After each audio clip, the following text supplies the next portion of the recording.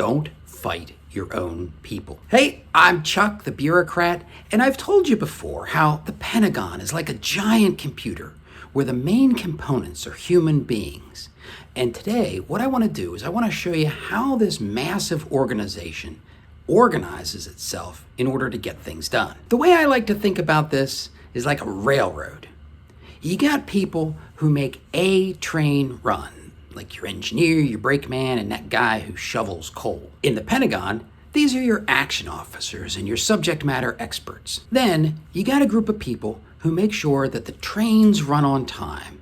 These are your schedulers, ticket sellers, and the conductor. And in the Pentagon, these are typically your executive assistants and your executive officers. Finally, you got a group of people who make the trains run safely. Inspectors, quality control, and safety officers. The Pentagon's version of these people includes your cybersecurity experts, auditors, and fire marshals. Now, these people can end up tripping all over each other if they don't have an appreciation for how they and everybody else fits into the system. The purpose of the system is to make it possible for executives like general officers or senior civilians to make as many decisions with the most information possible. Now, I've worked for over a decade as an action officer.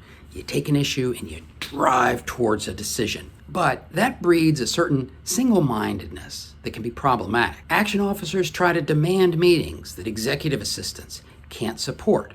Or action officers try to explain things to executive assistants that they don't really care about. Then executive assistants often have to delegate taskers down to action officers. And of course, nobody likes more work, especially if that's work that should be delegated to a different action officer. Of course, that mandatory safety stuff, that just feels like a waste of time to a frantic action officer. And so we get a choice. We can either work together as a team or we can fight amongst ourselves internally. And I'll give you a little hint. Your senior rater does not reward people who generate internal strife. So if the front office needs something, give it to them. They're trying to make the boss's job easier. If they can't schedule you to see the boss, compress your message. Someone wants to inspect your workspace?